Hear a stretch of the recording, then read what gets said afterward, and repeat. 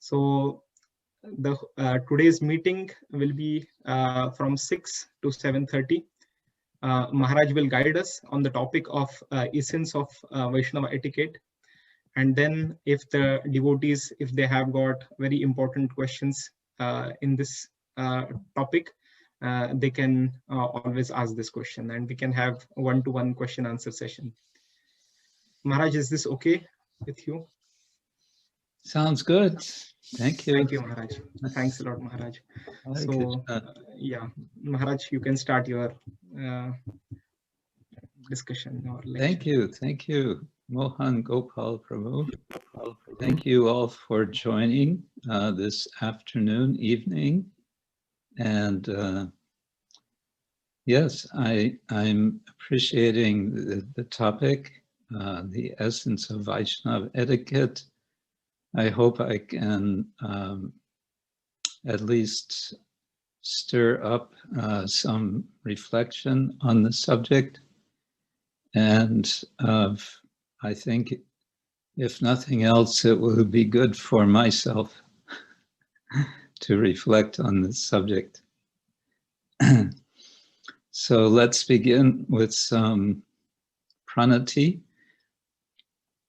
Om Jnana Timirandasya Jnananjana Shalakaya Chakshurun Militam Yena Tasmai Shri Gurave Namah Shri Chaitanya Manobishtam Stapitam Yena Bhutale Swayam Rupa Kadamahyam Dadati Svapadantikam Vandeham Shri Guru Shri Yutta Parakamalam Shri Gurun Vaishnavangscha Shri Rupam Sagrajatam Sahagana Raghunatam Vitam Tam Sajivam Sadvaitam Savadutam Parijana Sahitam Krishna Chaitanya Devam Shri Radha Krishna Padan Sahagana Lalita Shri Vishakanitamscha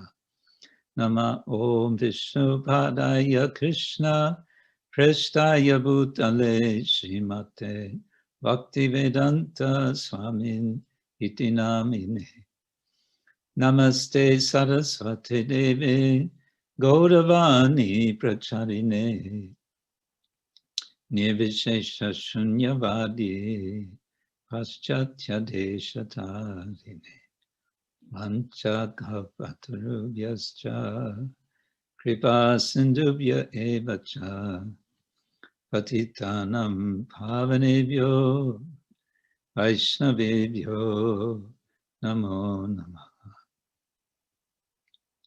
Hey Krishna Karuna Sindhu Dinabandho Jagatpate Gopesha Gopika Kanta Radha Kanta Namostute Tapta Kanchana Gaurangi Radhe Vrindavaneshwari Vishabhanu Sute Devi Pranamami Hari Priya Jai Shri Krishna Chaitanya Prabhu Nityananda Shri Advaita Gadadhara Shri Vasari Gaura Bhakta Vrinda Hare Krishna Krishna Krishna Hare Hare Hare Rama Rama Rama Hare Hare Hare Krishna Krishna Krishna Hare Hare Hare Rama Rama Rama Hare Hare. I'd like to give maybe my own title to this presentation, namely the spirit and substance of Vaishnava etiquette, or Sadachara, as it's called in Sanskrit.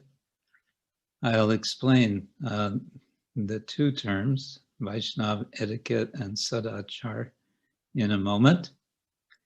But I think a nice starting point will be a statement from Srila Prabhupada in the Sri Ishopanishad. If you look in his purport to text number 10, you'll see he gives a list of 18 principles of, we may say Vaishnava culture, I don't remember exactly how he calls it. Basic directions for becoming a Vaishnava. And the first of these, he says, and I quote, "One should become a perfect gentleman and learn to give proper respect to others." So we may say, well, okay, that's good for the men. What about the ladies? Same thing, just fill in the blank instead of gentlemen, ladies. And we can say a perfect gentleman knows how to behave in relation to ladies and gentlemen, and also those who are not ladies and gentlemen.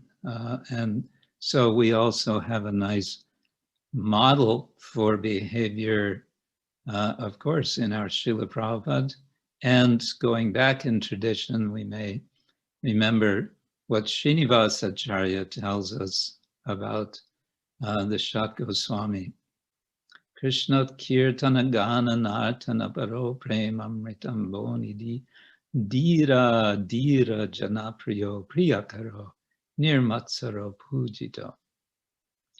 Dira and adira jana, persons who were dira, or we can say gentlemen, and adira, those who are not gentle, the ruffians or the uncultured. Dira dira jana priya. The six Goswamis were dear to both kinds of persons. And why? Because they themselves were dira, they were perfect gentlemen, we can say. Which is to say they understood the principles and the spirit and the substance of Vaishnava etiquette. And therefore they knew the finer points. They knew the principles, they knew the finer points, and they lived by them, and they gave example, and they inspired others to follow them. So a little about these terms. We use this expression Vaishnava etiquette, and I meant to look, maybe someone can look this up, but where do we find this specific expression? When was it first used? It's obviously, the word etiquette it's an English word, but obviously for some of us obvious, it comes from French. And it's been employed, it's come to be employed by devotees for what traditionally would be called sat achara. Sat achara. And so I think it's good to know that sat achara is behind Vaishnava etiquette. And then we have to ask, what does sadachar mean? The word achara, well, it relates in a very broad sense to the notion of action or behavior, achara. And in our tradition, we want to connect achara with prachara. That if we want to be successful in the propagation, in the communication of Krishna Bhakti, then there has to be alignment between these two principles, achara and prachara. People will listen to those who are well behaved and not otherwise. Sat achar. Sat, of course, can mean simply truth. It can mean what exists as opposed to asat. It can mean right or proper. And so, and sat can also refer to persons. It can refer to sadhus. Sometimes we see the word sant, santaha. It's a Sanskrit word, and I don't know if it's cognate with the English word saint, possibly, but it sounds like it should, and that's good enough for now. So you could say sadachar is the behavior of saints, or we could also take it the other way around. It's behavior in relation to saints. So we can say saintly behavior or behavior towards saints. But it also has the sense of,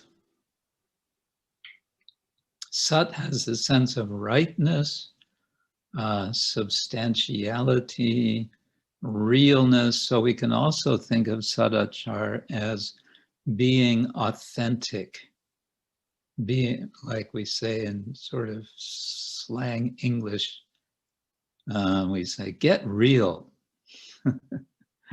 Get real. Sometimes we may scold someone, get real. It's kind of a challenge. Don't be superficial. Say what you really think. It can mean like that. But it means being authentic. And so we might say on a deeper level, sadachar is about integrity. Integrity. Saying what we think and thinking what we say and acting in, again, in alignment on the basis of principles, on the basis of values. What values? Well, the value of sat, of truth, of reality, of spiritual existence.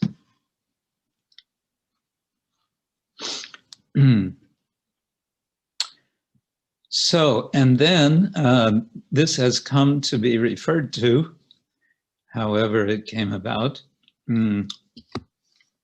with this term Vaishnava etiquette. And so it seems we've become a little bit, we're narrowing things down in a way by saying Vaishnava, because sat can mean sadhu, and sadhus, there are so many sadhus, they may or may not be Vaishnava. Yeah, there are Shaiva sadhus and so on. And just good people. The word sadhu can also mean good.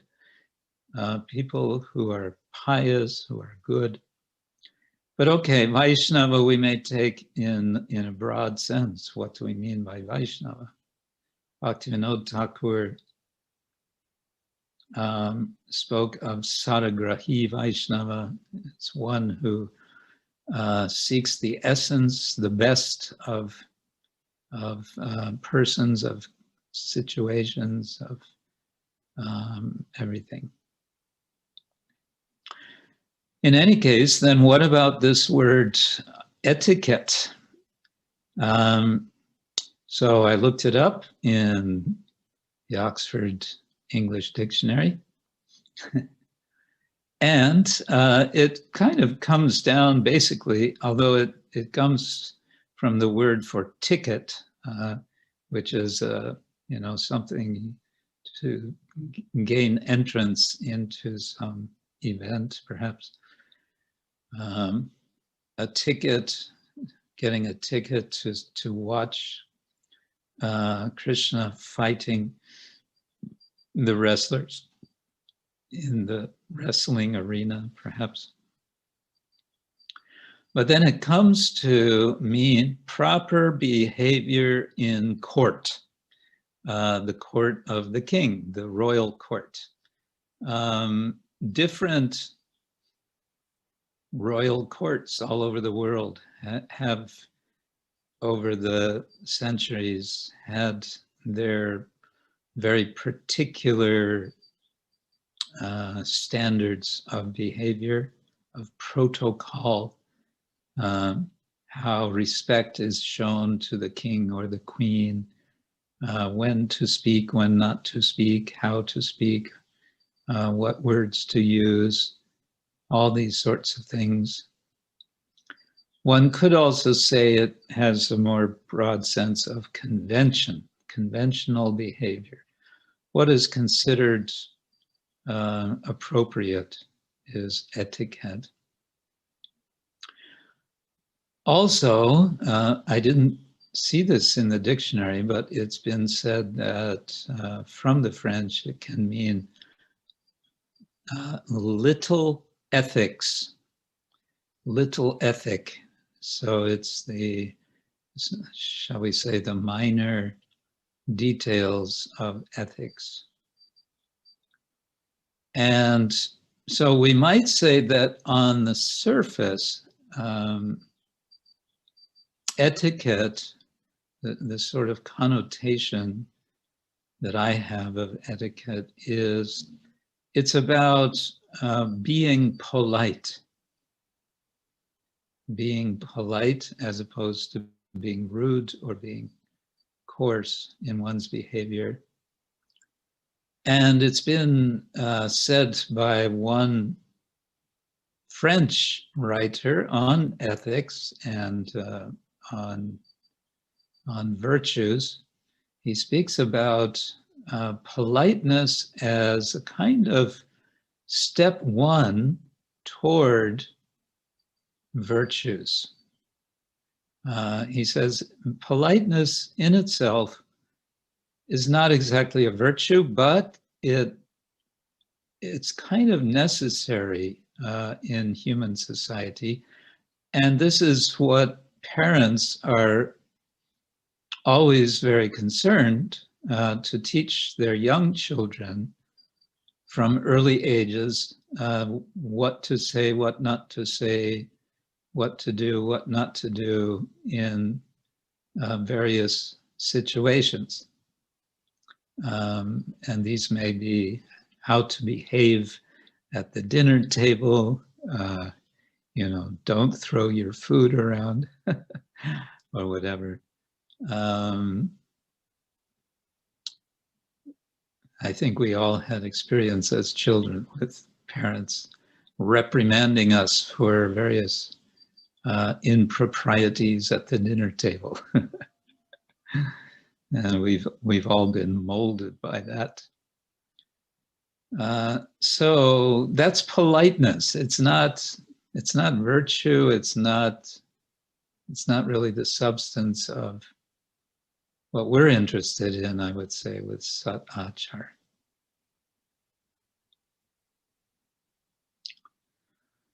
Well, those are some maybe preliminary, if you like, definitions, but we want to fill those out. We want to make something of them. And of course, in my talk in general, I'm speaking very much in general. So as Vaishnavas, we are concerned about proper behavior. We are concerned about making a distinction between proper and improper behavior.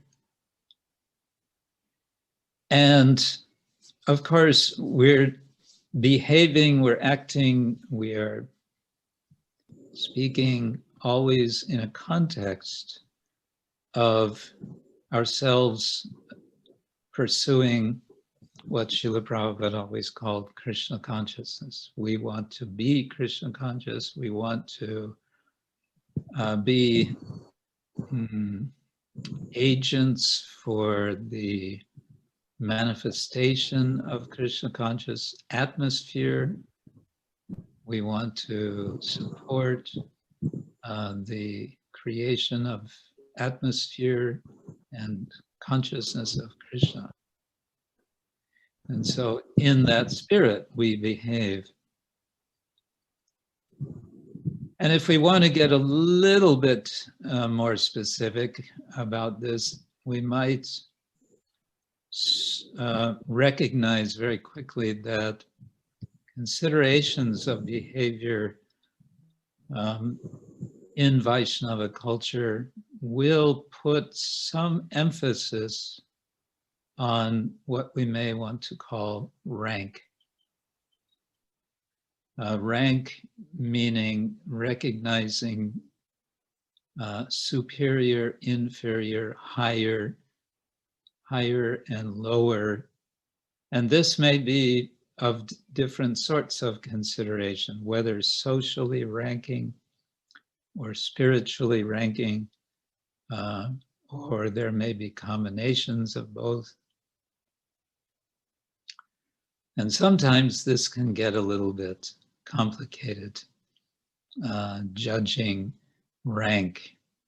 The concern for rank, if we want just for a minute to go to Krishna's pastimes, we may recall in Mahabharata that Lord Krishna was elected to be the recipient, or the first recipient. I don't know if it says first or the only recipient of the Argya at King Yudhishthir's Rajasuya sacrifice. And this had a lot of significance. It was a recognition that Krishna was the number one person to be honored. And as we all know, Shishupal didn't like that. He didn't think Krishna was the first person to be honored. He thought this was very improper, because he said there are so many much more senior persons here. There's Bhishma Dev, for example. He's much older.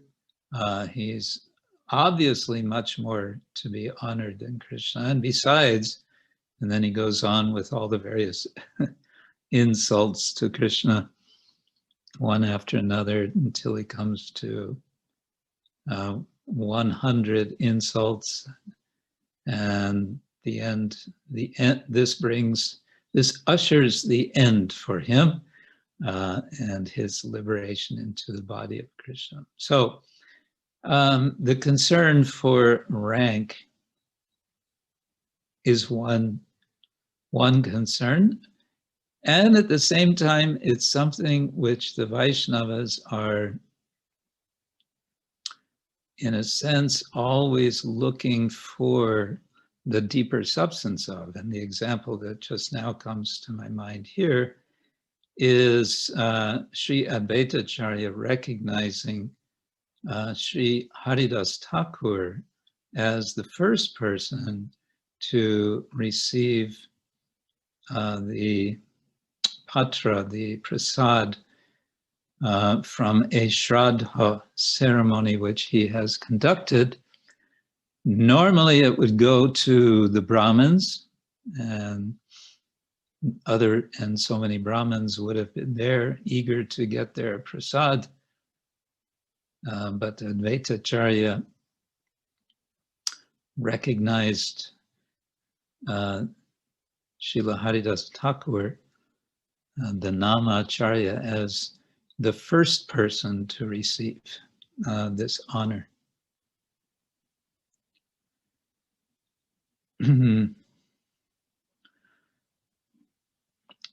Behind and above and underneath and around these considerations of rank are, of course, the central importance of acknowledging the Lord's presence in all circumstances and in everyone's heart.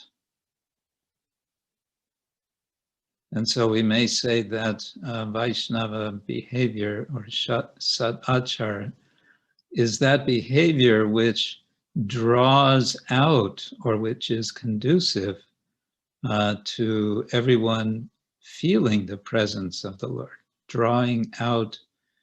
The Lord is present in everyone's heart, but he's hidden. And the behavior of the Vaishnavas is such that they are at least trying to draw out, in common language, we can say draw out the best of people. And what is the best? The best is their Krishna consciousness, whether or not they would call it that. There's also a nice general principle I've found helpful, which I learned from the late His Holiness Bhakti Charu Swami. He was very keen in giving seminars on Vaishnava etiquette. And I always remember one point he would make is that Vaishnava etiquette is about maintaining a kind of circulation whereby we, the devotees, are eager to offer respect to the superior. So we're offering to the senior devotees, we're offering to Guru, and so on. And of course, ultimately, we're offering respect to Krishna. So that's one side of what is, he described it as a kind of creation of like an electric current. We offer our respect up, and this inspires mercy to come down. We're offering respect up, mercy is coming down. Offering respect up, mercy is coming down. And this we can all understand in practical ways. We all have experience that just, for example, in school, if we have had a good relationship with a teacher, we're naturally showing some respect to that teacher, and that's inspiring that teacher to naturally give us some special attention, some special care. Somehow inspiration comes to us from that teacher. So that's a kind of natural dynamic, and that, I would call it a circulation principle, I would say it is it's very much driving and energizing the devotees in our spiritual practice. And it becomes integral to what it is about sadhu sangha, association with devotees, which is giving us spiritual strength and giving us inspiration. Okay, now I want to suggest, this is possibly a little arbitrary, but it came to my mind we can think of three sorts of foundations of Vaishnava etiquette, of sadachar. One foundation is austerity, one foundation is wisdom, and a third foundation is love. We may want to say tapa, jnana, or vijnana, and prema. And I would suggest a good place to start in thinking about austerity is a very nice little section in Bhagavad Gita, chapter 17, verses 14 15 and 16, in which Lord Krishna is listing features of 3 types of austerity in the mode of goodness. He speaks about many principles in terms of 3 modes of nature, and then he kind of pauses and elaborates on austerity in the mode of goodness by giving 3 verses instead of just 1 verse on the topic.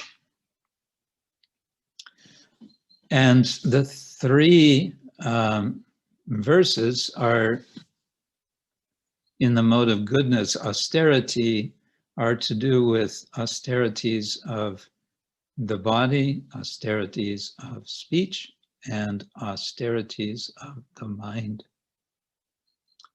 And so he says in verse number 14, Deva Dvija Guru Pragya Pujanam Socham Arjavam Brahmacharyam Ahimsa Cha Shariram Tapa Uchyate. He's suggesting here, he's emphasizing, I would say, the point of showing respect to superiors with the body. So doing puja, offering worship to whom? To the Lord, to the Brahmins, to the Guru, to the wise person's prajna. In other words, anyone who is deserving of respect because of some superiority, and then to show that respect, that in a broad sense, that is puja. It's not necessarily just waving incense and lamps before the person, but showing respect. Socham is an austerity. It can also be an austerity to not be clean. Devotees like to be clean, and when we are in situations where we can't be clean, that can be another sort of austerity. But to be clean is, we can say, a sort of preliminary feature of sadachar. And of course, in texts like Hari Bhakti Vilasa, there's so much discussion about purity, cleanliness, purity. So many details are there. You can spend, half your day doing all these procedures for purification. But of course, we're looking for the basic principle, not so much necessarily the details. Arjavam is included as an austerity of the body in the mode of goodness, although it means straightforwardness, which we associate with speech. It may also apply to our behavior. We may, the opposite of arjavam is being devious, not being straightforward, so one can also act in ways which are not straightforward. Brahmacharyam, of course, it can mean celibacy. It can also mean, very broadly, I found it helpful to understand this way, respecting sexual boundaries in the broadest sense. And of course, that's a big topic everybody likes to talk about, but I won't elaborate here, but it certainly is a matter very much of Vaishnava etiquette. And it relates to socham because we understand where there is not proper behavior with respect to sexuality, that is associated with the compromise of socham, of purity. Ahimsa is a kind of self-restraint, which is at the beginning of the classical yoga system of yama, niyama, the 5 principles of yama. The first is ahimsa, and the commentators say that actually ahimsa is fundamental to all the other principles of yoga. So if you want to practice yoga, step 1 is practice ahimsa. This is a principle which the Jain tradition makes into their core principle, elaborating in extreme detail, some of which would probably be useful for the Vaishnavas to learn from. Shariram tapa uchate, these are austerities. What kind of austerities? Of the body, but more specifically, austerities of the body in the mode of goodness. To become fixed or established or settled in the mode of goodness is a value which Vaishnavas pursue. Sometimes we minimize, we say, oh, mode of goodness, who cares? We are transcendental. That can be a dangerous attitude because it can be an excuse for very improper and immoral behavior and non-ethical behavior.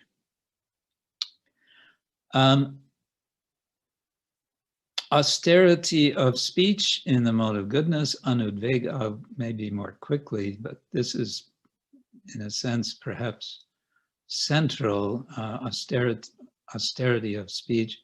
Anudvega karam vakyam satyam priyahitam chayat svadhyayabhyasanam cha eva vanmayam tapa uchate. The austerities of speech, vanmaya,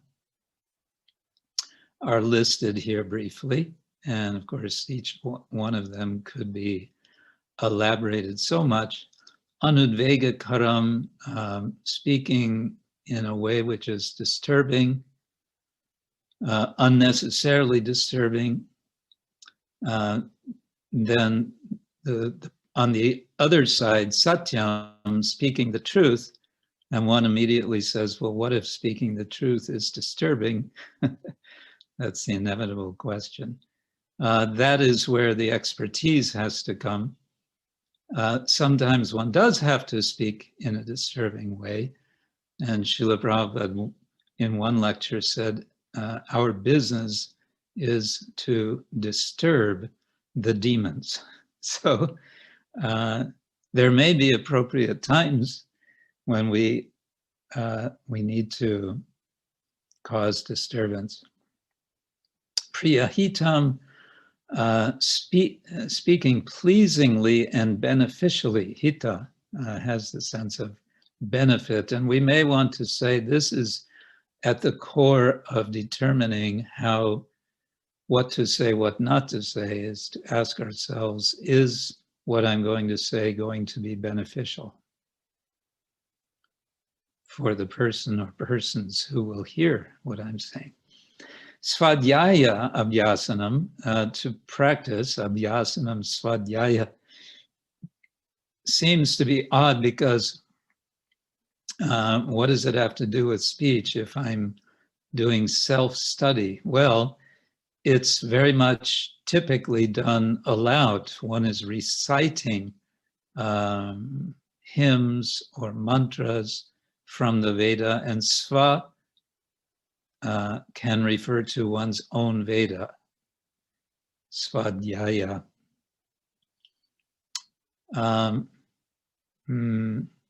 And then going on to mana, to austerities of the mind, we may want to say that sadachar really is rooted here because depending on what is going on in our mind, that that will come out in our speech and our behavior. And therefore, it says, mana prasada, be pleased in the mind.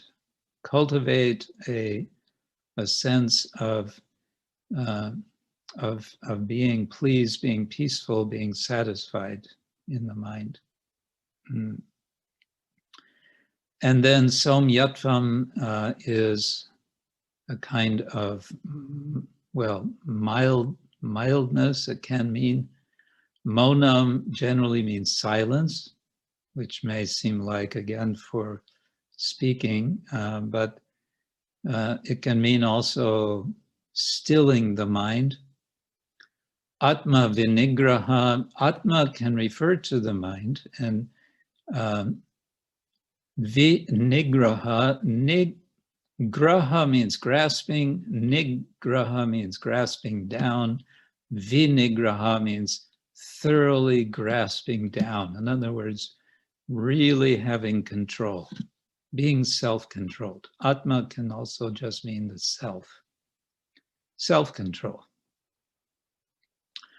And bhava samshuddhi, purification of existence, purification of one's very being, is, again, a kind of foundational principle. Etat tapa manasamucchate.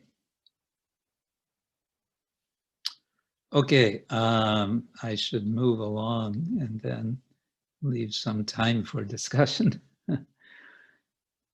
So we're talking about three general principles. I'm suggesting there's austerity, then our next topic is wisdom. And here I would say the general principle of wisdom is listening for Krishna's direction. And Krishna gives us a clear indication of how to do this in Bhagavad Gita when he says, Tesham satata yuktanam bhajatam priti purvakam dadami buddhi yogam tam yena mam upayanti te. He says, for those who are constantly engaged, satata yukta, in service, in worship, bhajatam, in a favorable way, priti purvakam, having priti in front. Purva means in front or in the first position. Making, in other words, making as one's primary purpose, purvaka, to please the Lord. Krishna says, for such a person, dadami, I give. What do I give? Buddhi yogam, I give the yoga of discernment, the yoga of being awake, of being sensitized, of being intelligent. What is that buddhi yogam? It's that by which yena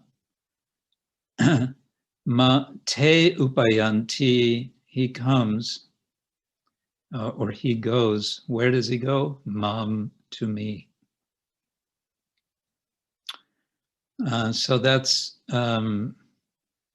buddhi yoga. It's a practice, abhyasa, and the condition that Krishna gives for us to hear from Krishna is that we're always engaged in his service.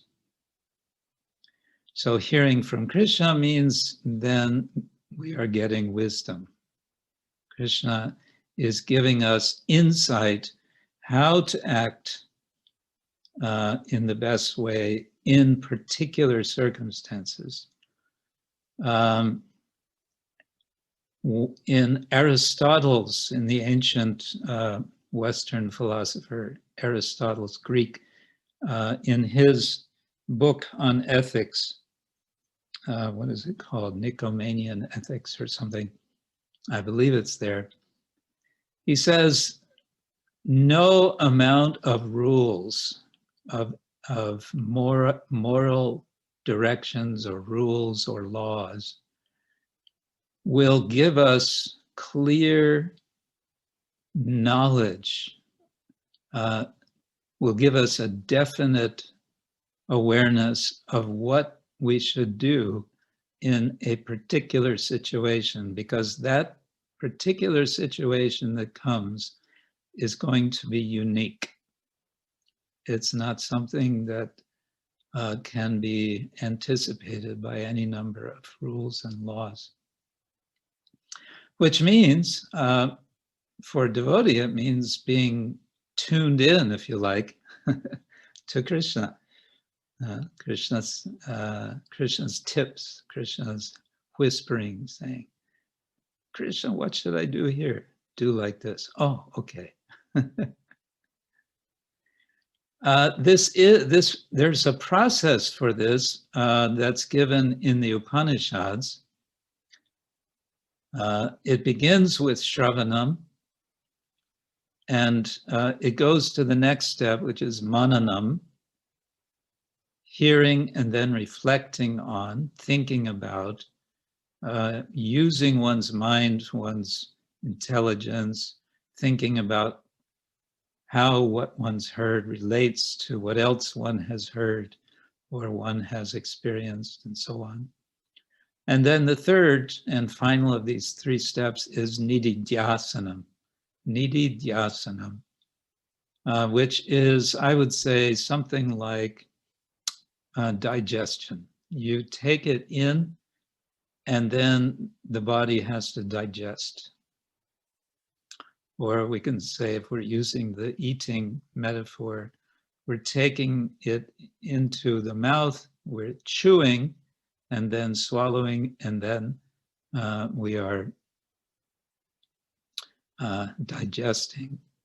And then the digested nourishment gives us energy, and that energy allows us to act in the proper way. A third point that I would just throw in the mix here with regard to wisdom is taking responsibility for our choices. We recognize that we are choice makers. That's kind of foundational to the whole idea of ethics.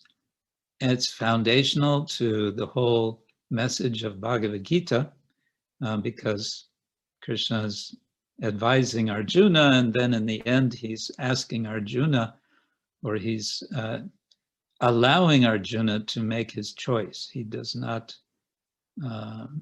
make Arjuna's choice for him.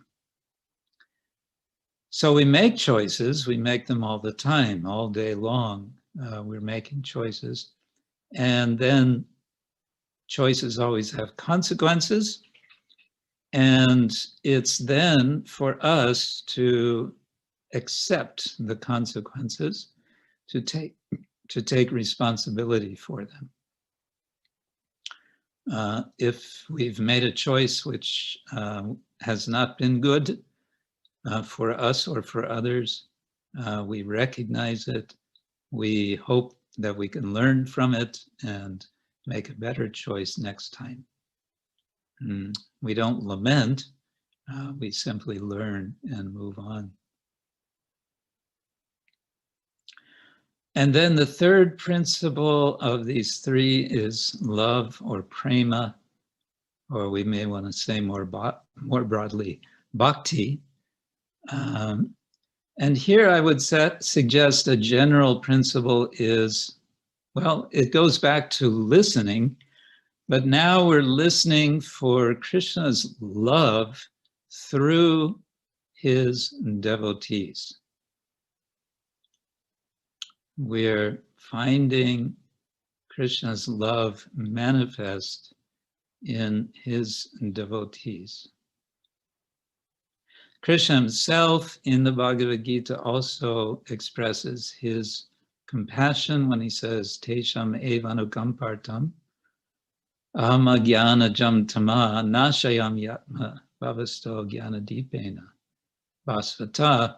But that sort of points back to jnana. He's giving the light of knowledge, but he's giving it because of anukampa artha, because of the in the interest artha of anukampa, of compassion, which is his feeling for the devotee.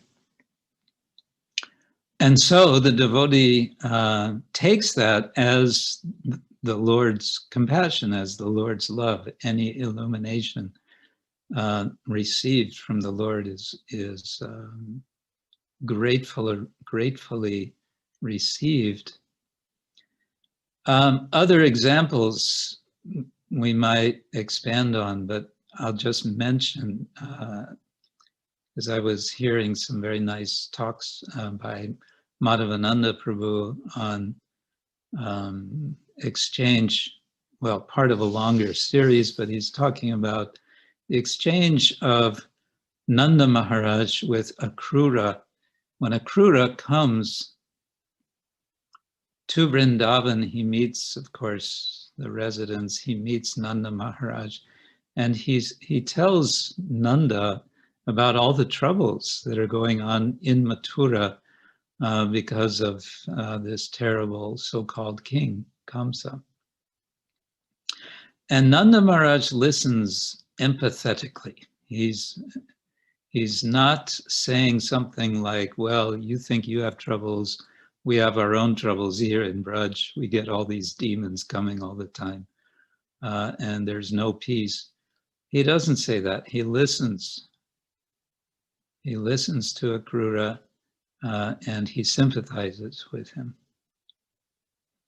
And also we may look at Krishna and his interaction with his devotees in so many ways, but perhaps in particular what came to my mind is his statement to the gopis of confession, naparayeham niravadya samyujam, that he says, I do not have the capacity to reciprocate your love. Now, this could be taken as an example of arjavam, of straightforwardness and honesty, but it's also priyahitam. It's also speaking for the benefit and, in fact, to please the gopis, although it may sound like something that's ultimately a disappointment, but he speaks in such charming ways with the gopis, in loving way. And this we can think of as a kind of model, as an example of how we want to interact among the devotees. I mentioned before about rank, thinking in terms of, superiority, respect, and so on. But we must be very conscious also to be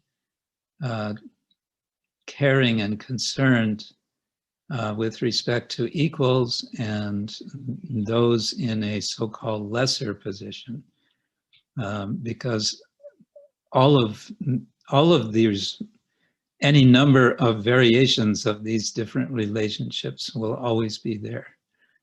We will always be in relation to others who are in an inferior position, an equal position, a superior position, and we want to act in the best way with respect to all of them. Okay, I have then also a few words of, let us say, conclusion, maybe not utterly conclusive, but some things to consider. We may want to keep in mind that Srila Prabhupada sometimes would say that, or many times would say, Krishna consciousness is a science. It's also an art, and we may wonder how these two are related. Well, it is a science, especially with respect to the principles. And it's an art with respect to details.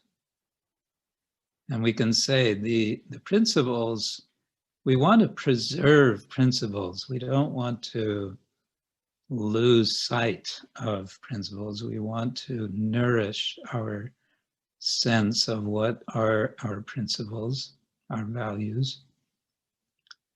And we want to be responsive to particular circumstances. As I said just a few minutes before this, like Aristotle was saying, every situation will be unique. And that means being able to adjust appropriately and wisely the details of Krishna consciousness. And in all cases, we certainly want to recognize that intelligence or discernment or, buddhi yoga is necessary. And how do we get this? Well, I always go back to Narottam Das Thakur, Sadhu Shastra Guru Vakya, Hridaye Koryo Aikya, Satatam Vasibo Prema Maje. We hear from sadhus, from gurus, and from Shastra. And all of what we hear, we process through Shravanam, Mananam, Nididhyasanam. And by that process, it becomes an Aikya, it becomes a singular understanding, a clear understanding in the heart, by which then Krishna feels pleased to be manifest in the heart, to be present, or for us to feel his presence in the heart. And what's the goal for ourselves? Satatam vasibo prema maje, to become immersed, always to swim in prema, in Krishna prema. And that will happen when we practice to sensitize ourselves to the words and to develop the faith in the words of Sadhu, Shastra, and Guru. Sadhu, Shastra, Guru, Vakya.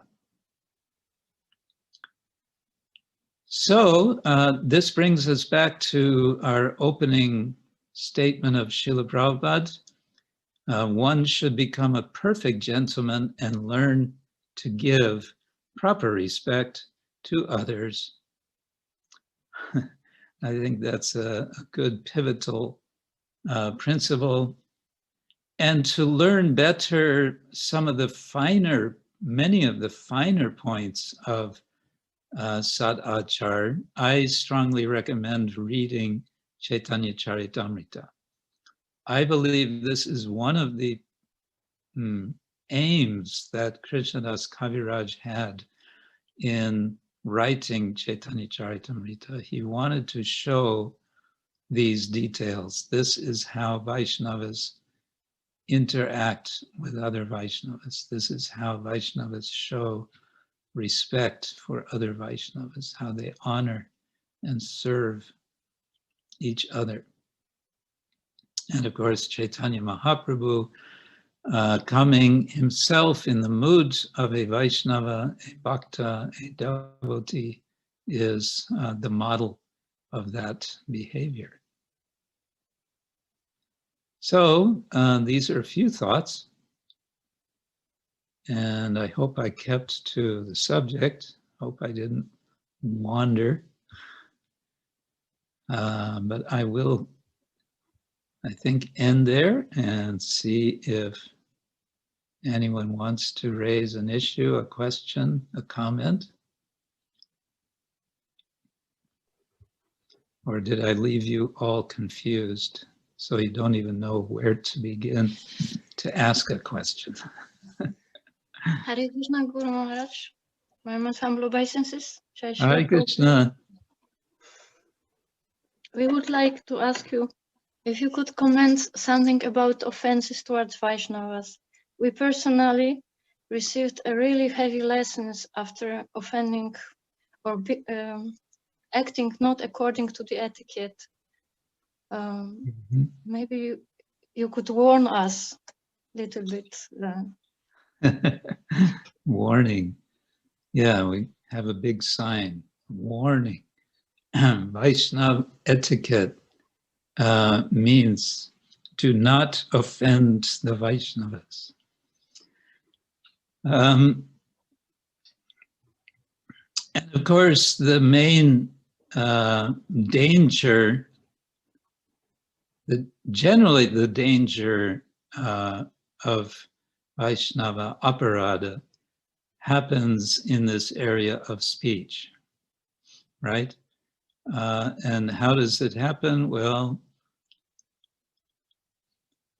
words have a way of, well, let's put it this way, as Srila Prabhupada so many times explained, one thing that we all have in common with animals is actually four things: eating, sleeping, mating, and defending. And defending, how do we defend ourselves? One way we defend ourselves is with words, or we try to defend ourselves with words, or we think we're defending ourselves with words. And sometimes we are not only, sometimes we may not just be defending ourselves, but attacking another with words, wanting to harm another with words. And the problem with words is you can't really take them back. We all have experience, isn't it? We've said something to someone and then we say, oh no, why did I say that? Or, especially nowadays, we're all sort of living on the internet. We may write something on the internet and then, oh, I shouldn't have said that. I shouldn't have written that, or whatever. For that, I have one sort of, you say in German, Daumenregel, a rule of thumb, Daumenregel. If somebody writes you something that upsets you on the internet, whether it's an email or, you know, a Facebook message or something, if you're upset, whatever you do, don't reply immediately. I recommend waiting 24 hours.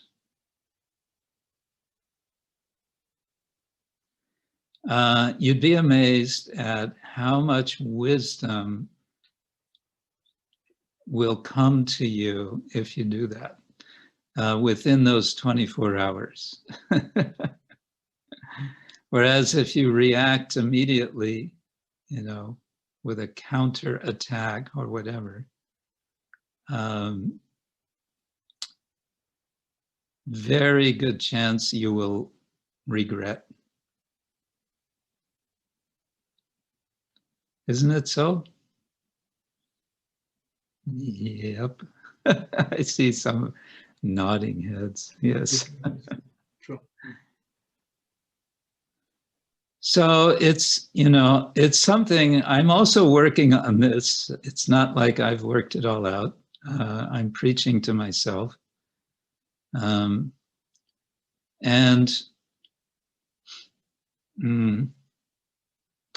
the Catholic tradition, they make a distinction. There are sins of commission and sins of omission. There are things that you actively do, which are a sin, which are bad, which are anartha.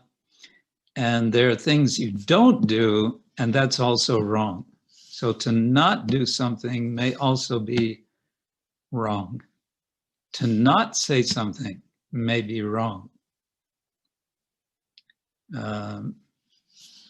And to not say something may be an aparad.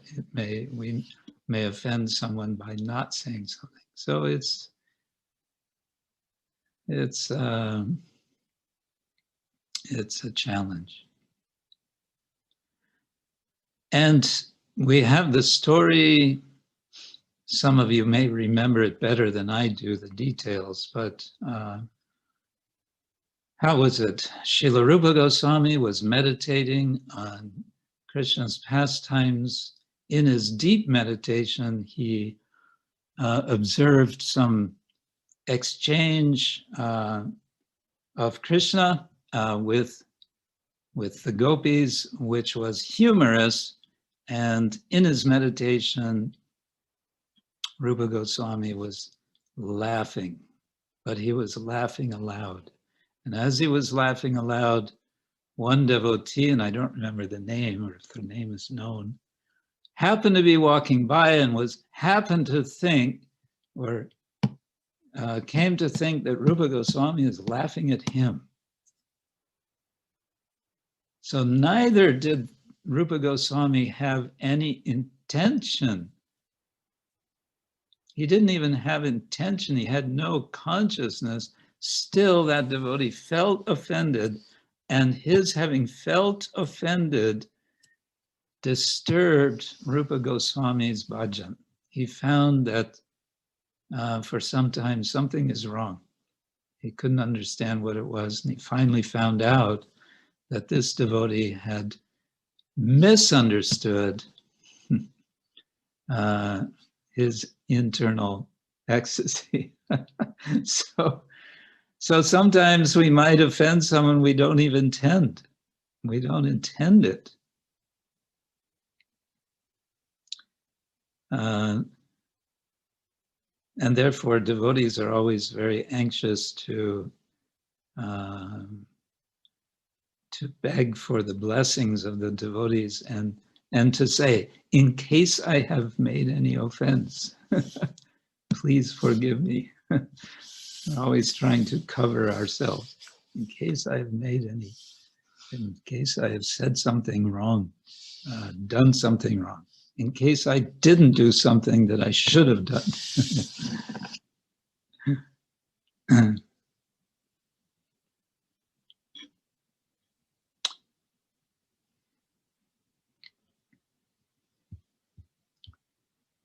Thanks a lot, Maharaj. Mm-hmm. Thanks a lot for such a enlightening answer, because most of us, we are always very fearful about this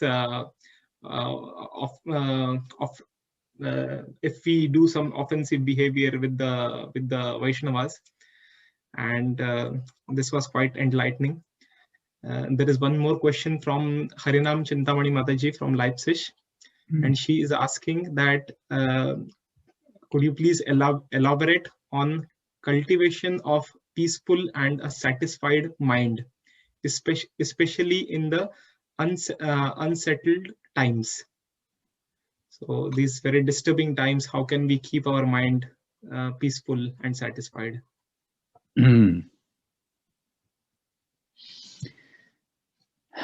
Yes, we all have this challenge.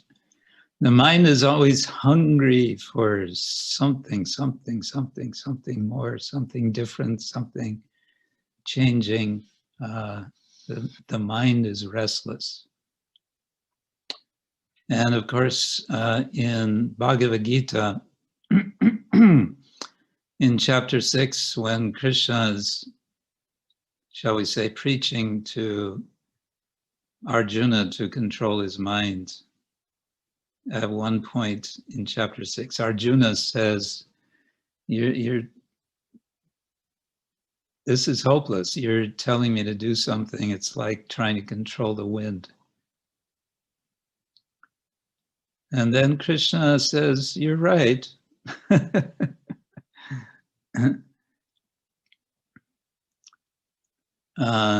What is it? Asangshayam mahabaho mano durnigraham chalam. He says the mind is durnigraha. We said one of the principles is of the austerities of mind is atma vinigraha. So he says the mind is durnigraha. It's difficult. And it's chalam, it's flickering, it's constantly jumping. It's on one thing and it's jumping to something else. I think it's Srila Ramanujacharya who describes what is successful meditation. Am I supposed to do something here? It says Mrinakshi Devi Dasi enter. Oh, that's taken care of. Okay. He says the meditative mind is compared to the steady stream of oil. Now our minds are more like water. It's sort of splashing and here and going there. But the steady stream of pouring oil, that's what we're looking for. That's what we're aiming for in meditation. And yeah, it's the how question. How can we? Well, it's our whole process, isn't it? In one sense, because Krishna is saying also in that chapter, Gita, chapter 6, from whatever and wherever the mind wanders, due to its flickering and unsteady nature, bring it back under the control of the self.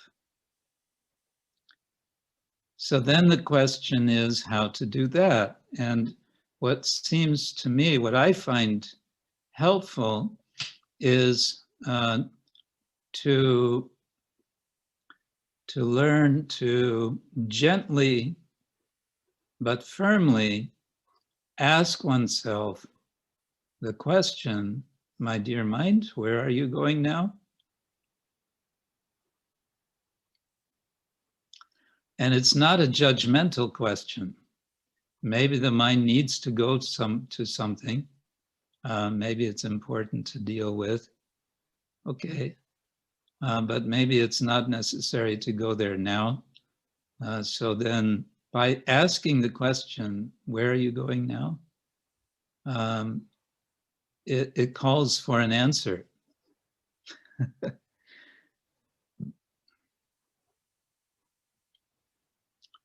It's a gentle challenge to the mind.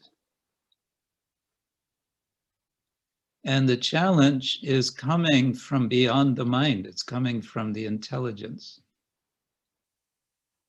If you try to control the mind with the mind, you may find it difficult because the mind is tied more or less to the senses. It's tied to the memory also. And of course, it's very much identifying with emotions. So then to simply ask where, okay, my dear mind, where is that you're going now? Maybe you can just come back and focus on Krishna for now, and we can deal with that later if there's something we need to deal with. And in that way, we can cultivate a kind of steady, gradual practice of returning. Ultimately, what we're coming back to, because Krishna says under the control of the self, can mean Atma, can mean Paramatma. under the control of the self.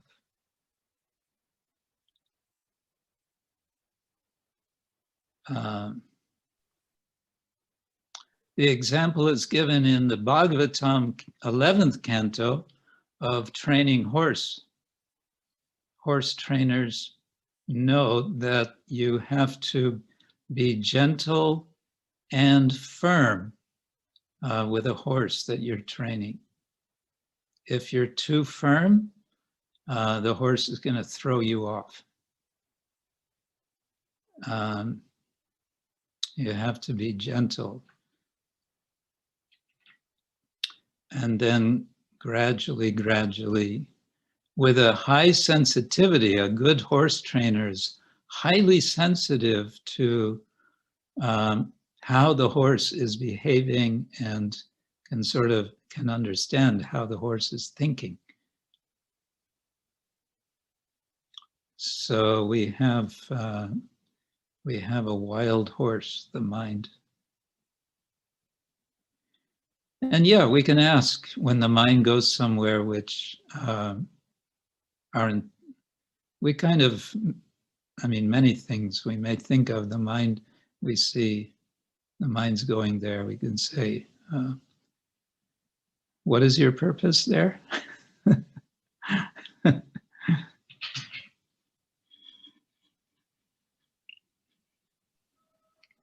Hare Krishna Maharaj. We have got a couple of questions. Depending on the time, we can take them. Yes. So, the first question is from Yulia Mataji from Leipzig. And she is asking that in Srimad Bhagavatam, first canto, it is mentioned that in order to become Dhira or get to the platform of Dhira, one has to get blessings from Vidura. So how to get his blessings? Vidura's blessings. That's in first canto? So she mentioned this, yeah. I see Yulia's nodding. Okay. Well, we can pray to Vidura to give his blessings. And we can see in what spirit we can try to appreciate the spirit of Vidura. Vidura, was in a very troubled situation. The family situation was not peaceful. His advice was not appreciated. He was doing his best to give good advice to Dhritarashtra, Duryodhana. They were not accepting it. They just became angry. And so he understood, okay, he accepted, maybe that's the blessing we're looking for, accepting circumstances, the reality of a circumstance. In other words, Vidura was a realist. He recognized, okay, this is the situation. It's beyond my sphere of influence. We hear that expression a lot nowadays. It's beyond my sphere of influence. And this comes back also to this question about finding peace in our minds, especially in current circumstances.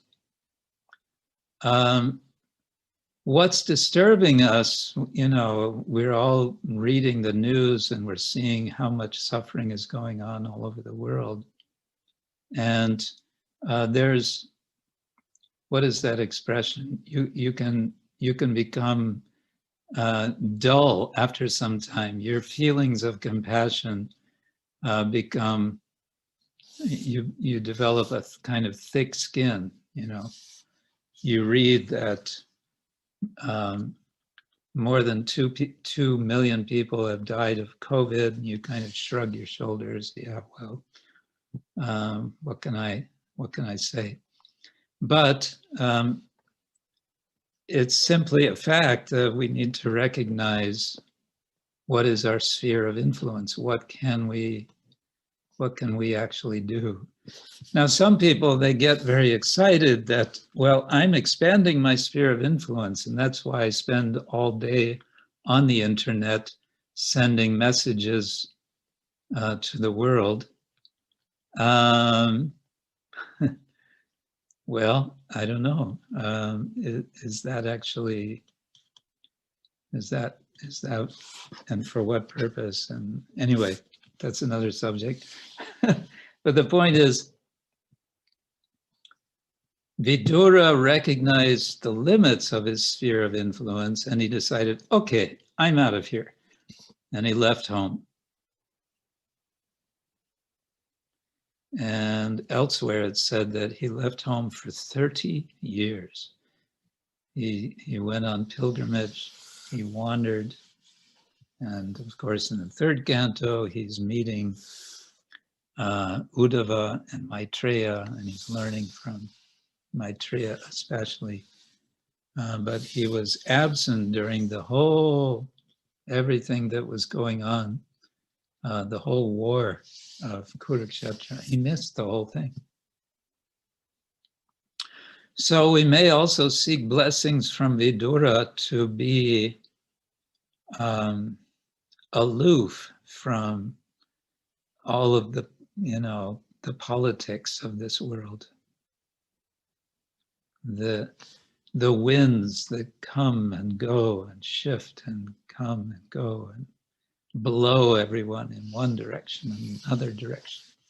Vidura said, okay, and it's described, he took his staff and he left. It doesn't even say he packed his bag. Just picked up his staff and he left. That doesn't mean that we should avoid responsibility, though. If we have within our sphere of influence, we have our responsibilities. So not that we too quickly give up responsibilities that we actually should be taking care of.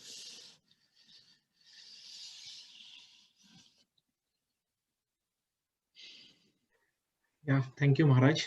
We have only 1 minute. If we can take one more question, please. A 1 minute question and answer. I don't know, Maharaj. We are very open to hear from you. Depending on your time and everything, you can let us know. We are very happy when a Vaishnava speaks. We always want to hear more and more and more. Well, let's take one more question. I don't like to go much longer Okay. because we all have our things to do. Okay, so there is one. So Bhakta Anirudh from Cologne, he's asking that how to behave with arrogant people, non-devotees, who are impacting your bhakti. Also, when these non-devotees are from your own family, so you cannot really ignore them.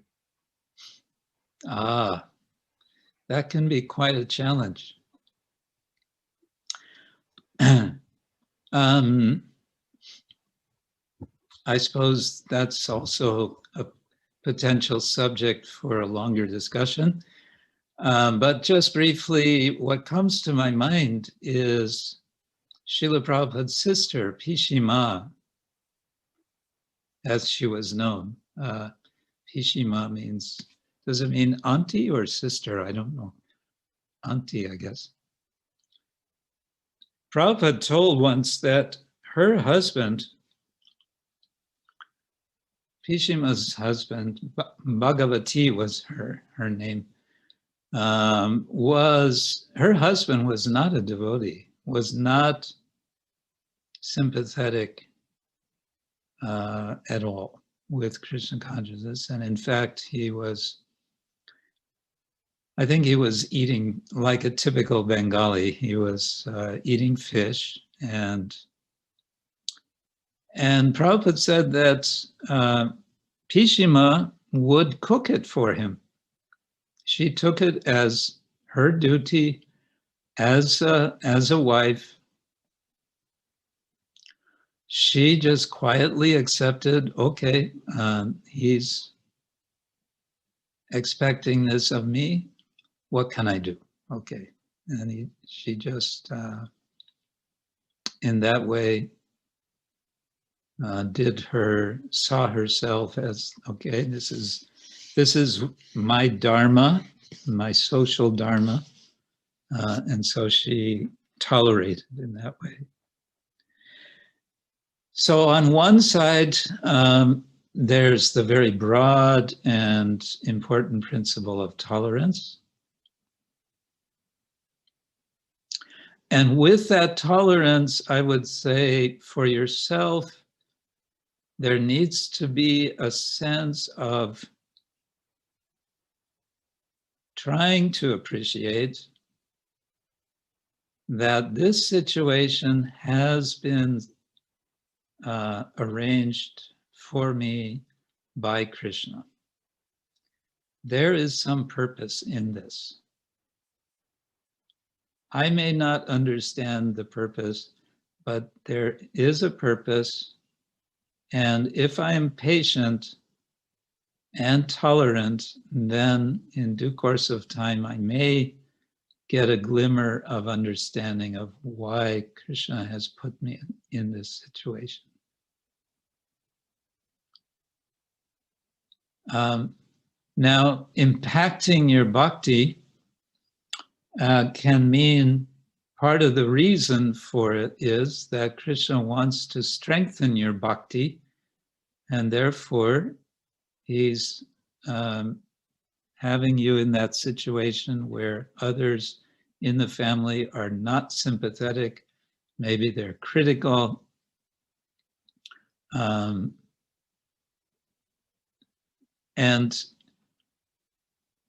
And your only choice is to strengthen your bhakti as a result, to take the challenge as a challenge ultimately from Krishna, and to go more deeply into your depending on Krishna for strength.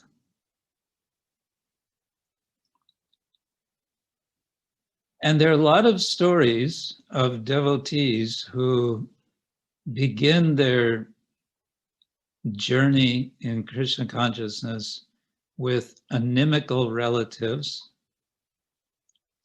And eventually, and sometimes it can be in a fairly short time, sometimes it takes years, but the relatives have a change of heart.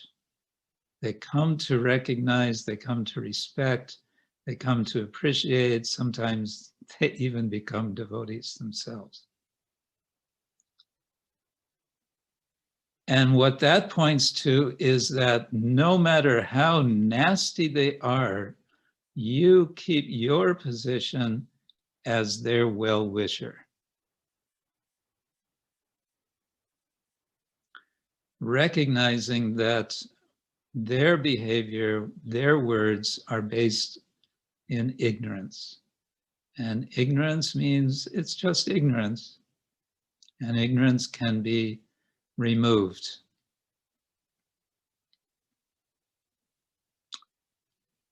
So those are a few thoughts. A lot of patience may be needed, but that's one of our basic principles. Utsaha nischayat dhairyat. Dhairya is like that, patience. And if it weren't your family members, and if it weren't some others that are giving you trouble, the trouble would come from somewhere else. Who knows? Right? So take it that way. Okay, Krishna's giving me this trouble like this. Let me make the most, do the best I can with it. Make the best use of a bad bargain.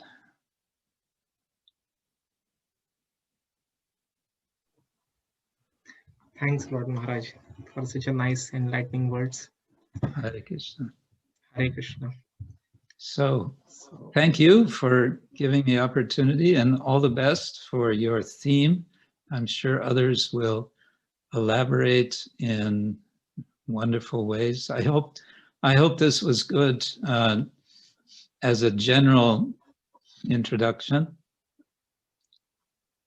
Yes, Maharaj, definitely. So it was quite enlightening. So basically in our temple, gradually we are discussing this Vaishnava etiquette manual, and every week we are going forward. And mostly in the temple, we are going to discuss how or what we need to do as a Vaishnavas. But maybe from your lecture, we came to know that why we need to do this and what is the principle behind it. So what we today heard is like austerity, wisdom, and prema. So these are the main important things. And basically how to become better person in front of our superiors. So it could be superior Vaishnavas in front of Lord Krishna and so on. And that is why this behavior is very, very important. So on behalf it's also respecting not just Vaishnavas, it's respecting everyone. When Prabhupada says, be a perfect gentleman, he's talking about being properly behaving in all contexts. True.